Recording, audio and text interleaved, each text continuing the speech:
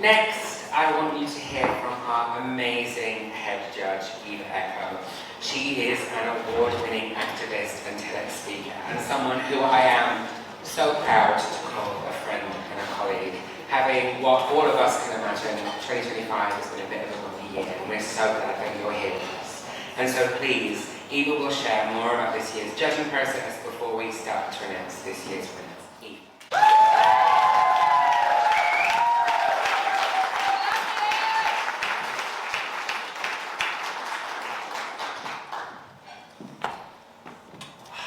I'm emotional and I'm started. I say this every single year, but it's true. Each year gets harder and harder to judge. As this year's judges will say, especially the returning ones, the standard of this year's nominations was phenomenal. I want to personally thank this year's judges for giving up their spare time, giving their commitment and their support to the queer young people at the very heart of this. Thank you all.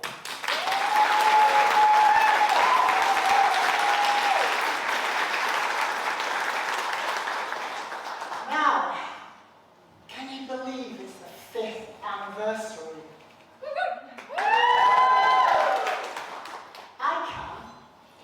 And it's all thanks to one person who had a vision, a determination, not to mention a diverse selection of top-tier memes and voice memos behind the scenes, to keep us focused so that we can ensure queer students, apprentices and graduates can be celebrated properly, along with the organisations and the establishments that empower, platform and support them. So give it up to all those.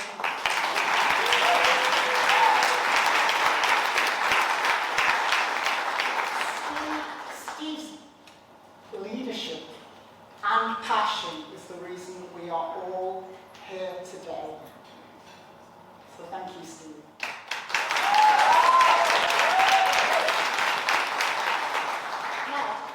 Is something we saw amongst all the entries this year and every year.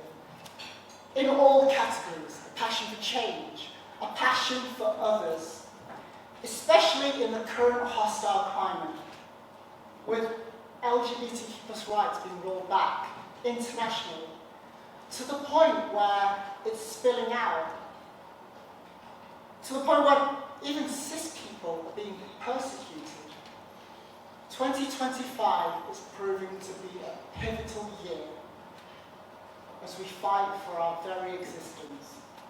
And whilst it's great to have passion and dedication towards creating change, I want to also remind us all that if we're not careful, it will come at a cost. Since I came out 8 years ago, I have dedicated my entire life to the community in every way possible.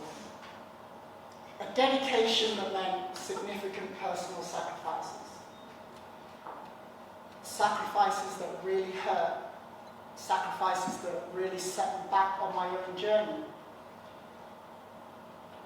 But sacrifices that I do not regret for 1 second.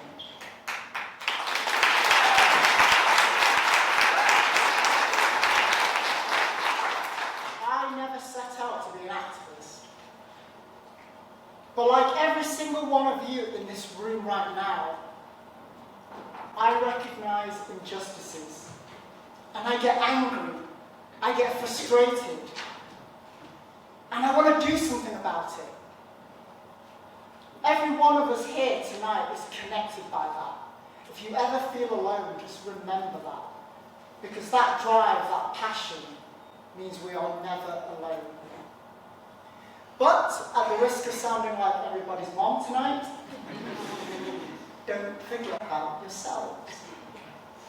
Don't look so far into the future of what could be, what should be, that you completely overlook how you are in the here and now, about how you're impacted by social events, about how you're impacted by your own positive actions. Because actions require energy, and energy isn't infinite. So yes, speak up about the targeted cleansing of LGBT people, especially the trans community right now. Speak up about LGBTQ plus rights being rolled back internationally. Speak up about the atrocities against the Palestinian people. But as I found out personally at the start of this year, don't forget to acknowledge and speak up about how you feel. You and your well-being are top priority, no matter how you're made to feel about that, it is. Whatever activism looks like for you, whatever your age, no matter how long you've been doing this for, nobody is immune to the hate, the ignorance, and let's be frank, the downright stupidity from the trolls on Instagram.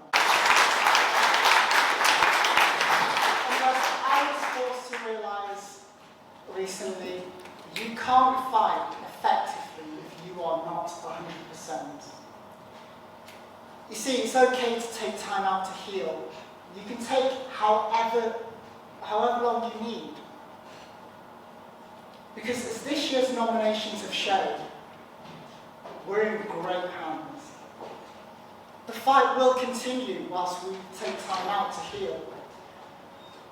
We can have personal healing and continued action.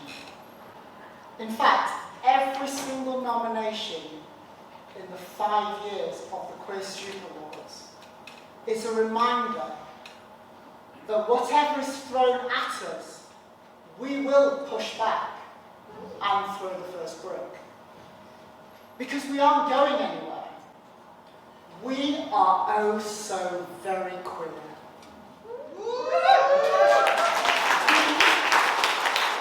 We are proud of who we are. We refuse to be treated less than diverse, less than intersectional, less than the always immaculately dressed, thoroughly fabulous, and powerful people that we are.